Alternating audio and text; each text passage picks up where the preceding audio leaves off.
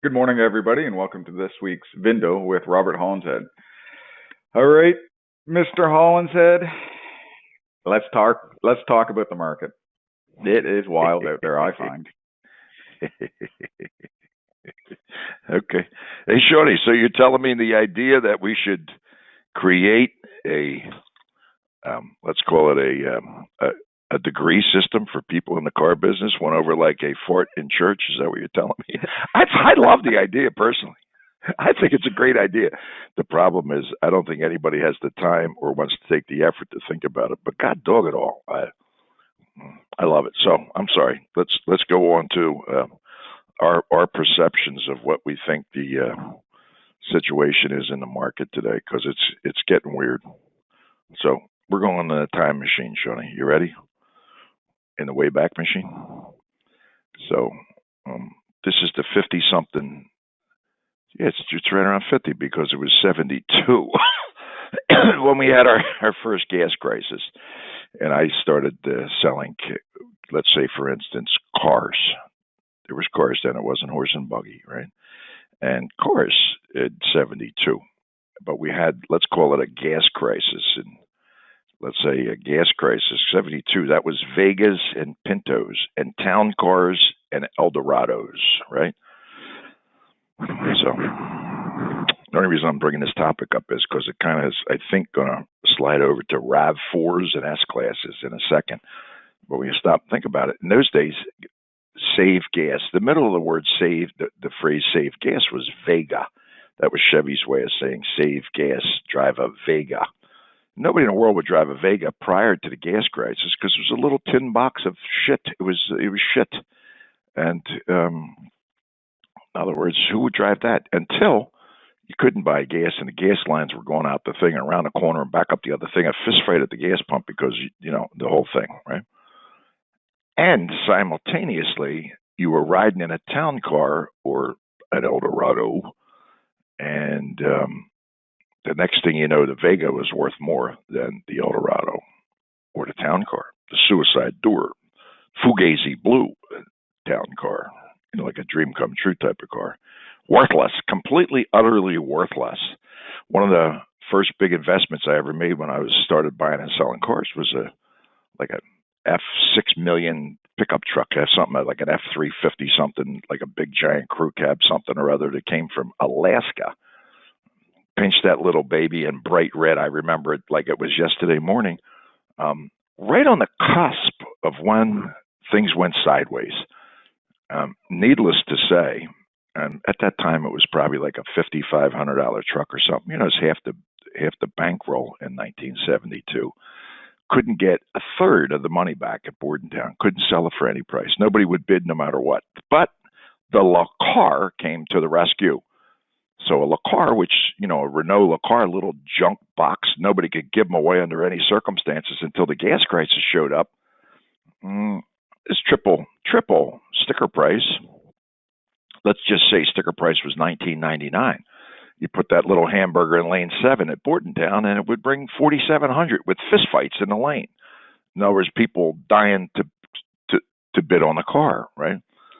So fast forward that. Then, of course, we have the next gas crisis, even odd with the license plate, 2 years later, and Nixon and the whole thing and all the rest of it, right? And it turned out, okay, and the world came back, and smart people had loaded up on Eldorados and Coupe de Villes, et cetera, because, they knew it wasn't going to last forever, and it didn't last forever, and made massive amounts of money because all of a sudden they were back to $6,750, not $1,250, and nobody bidding, right?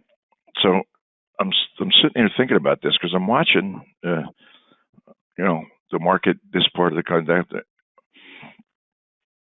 All of a sudden we're back to, 50% plus no sales. It ain't just no sales. See, no sales is one thing. It's nobody paying attention or bidding. Plenty of people paying attention. Everybody in the grandstands, 422 people online, and nobody clicking the button. Now, what that means is, in my estimation, there's a lot of guys, a lot of girls, a lot of people with inventory that are trying to figure out what they're going to do with the cars they're welded into. They're welded into them because you can't sell without cars. You got to have cars in stock. We went through that through 18 or 25 months, whatever it was. You just got to pay the price, right? And now all of a sudden, when we're going the other direction, and I'm not calling Calamity Jane or anything, I'm just saying 1972 is all I'm saying. Gas crisis. I don't see this thing turning around anytime soon, right? People making $20 an hour absolutely cannot afford to fill their tank with gas. I don't care what anybody says, right? The credit card debt's going up because everybody's using it to buy food and gas. And nobody walking through the door and everybody's shaking their head. They can't understand it. And maybe there's somebody here that listens to us. So, our traffic's up. It's triple. Yeah, I know it is.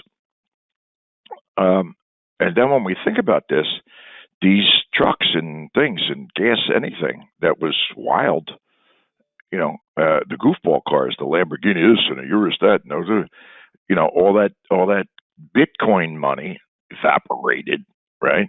Now we're watching that stuff go in the other direction.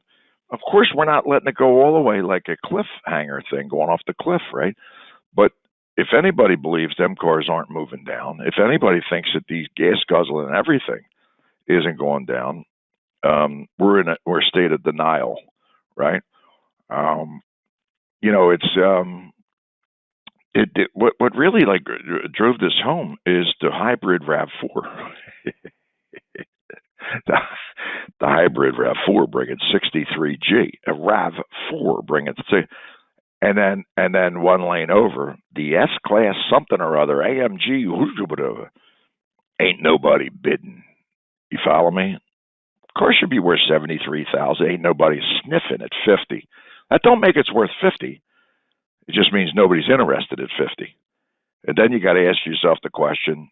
It's the guideline that we use in our pricing tool. Anything is only worth what somebody's willing to pay. Period. End of the story. There's no reason to talk about other speculative nonsense. Any commodity is only worth what somebody's willing to pay for it. And if you got a car, it's definitely worth $73,000, but nobody's willing to pay $50,000. My question is, what's it worth? You see what I'm saying to you? And when something don't make any sense, like a Vega or a Pinto, you bump them in the back, they blew up. I actually watched one blow up. It got tapped in the back, and the gas tap was right there at the back bumper. The back bumper was like a piece of paper. You could bend it with your fingers, and the car blew up right in front. So, because it had to be light and get good gas mileage, otherwise life ain't worth living. And if RAV4 bringing 60-something Gs, and think about what you can buy with 60 Gs. You follow me? You can actually buy just about anything for 60 Gs, but the RAV4 is selling like wildfire.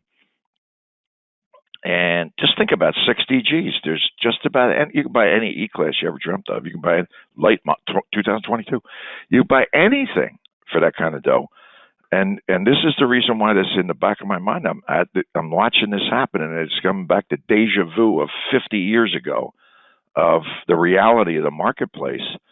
And then the question becomes, they were both short-term things, 72 gas price, 74 gas price short. Because it was solved immediately. We fixed it. It was easy. There was plenty of fat around the belly. You could fix it one way or another. I'm trying to figure out how we're going to fix this one, where the market's going to stabilize and everybody knows what a XYZ is worth again. Because right now, I think we're in a situation. I'm not saying nothing's not sellable. Somebody said they sold 25 out of 60 yesterday and all that kind of shit. I'm not denying that.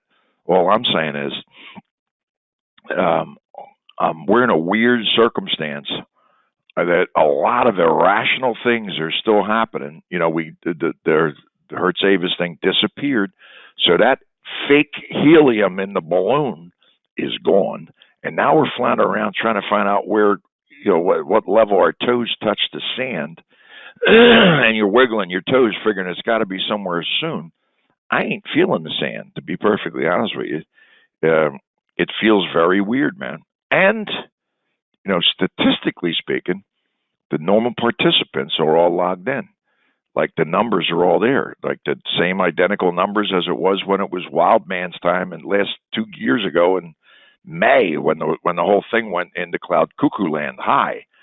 No relevance to anything. Gas, who cares about gas? Gas don't mean nothing. And now we got this additional thing popping in here. I got a funny feeling it's going to be a weird little ride. I hope it's short term. I don't know why it would be short term. I can't imagine how it's going to be short term. And then people, and I'm saying it right now, cars are coming in, off the tool and from regular dealer purchases. Hey Bob, I got this. You want this? Yeah. Okay. The guy bought it, can't afford the gas, got to set it. Bought a 22 F350 yesterday, crew cab beauty with, 4,000 miles or something. Oh, from a Ford dealer. But wait a minute, he don't have any in stock. Why would he be wholesaling that unit? Oh, I see. In other words, there isn't anybody walking in the door for that truck. I got you. And then we're seeing that not like once a week or twice a day, but 50 times a day, people calling. Where you been? I got cars. Yeah, you got cars. I got you. Or you put them on all your Mickey Mouse marketplaces and nobody's home. I got you, and you're hunting a check. In other words, I see, because ain't nothing worth nothing until somebody raises their hand with a check. This ain't doom and gloom. Once again, Sean, I don't want nobody to take this wrong. It's just a observation of what we see. We're seeing it consistently at this point. And then, like attitudes about, we don't wholesale cars. Oh, really? Yeah. Well, I'll buy anything you have. Hey, I got those. Oh, well, I don't really need them right now. I got you. You'll buy anything. Okay. And I don't want it to be this way. We're just letting the hot air out of the balloon over here in terms of what we're seeing. And it seems to be, when I'm stopping and like 2 o'clock, you're flipping over thinking about things. Can't find the cold spot on the pillow. What's going to turn this around? 1972. I don't know. There's got to be a solution to something. Then it was all of a sudden we found gas or something, right? I don't know where that's going to happen here. We got an administration that's sound asleep, talking one thing and doing the opposite, probably out of stupidity. They don't know the difference of the terrible effect they're having on everything. Or do they ever understand the pain of somebody making $20 an hour but can't fill their tank? It's got to go sell their car. It's the pain of that. And then the ramifications of that. It's, I don't know, if somebody could help me with the understanding of when this is going to change or why it would change, or I don't have any idea what I'm looking at when I'm watching a market or participating in the market. You could give them my contact information, cell phone numbers that are call me, because I'd love to know more than what the evidence is telling me, Shawnee. I'm done with the hot air. The hot air is over for today. That's great, and thank you, Bob. And I think it's everyone. I think you said it. Just keep your senses up. It's time to pay attention to everything. Don't weld yourself in the vehicles when you're buying them. So yeah, it's hard to do because you got to make a deal. I understand all of that, but it's going to be fun. It's going to be interesting. Thank you, my friend, joining me, boy. Thank you, Bob. See you, brother.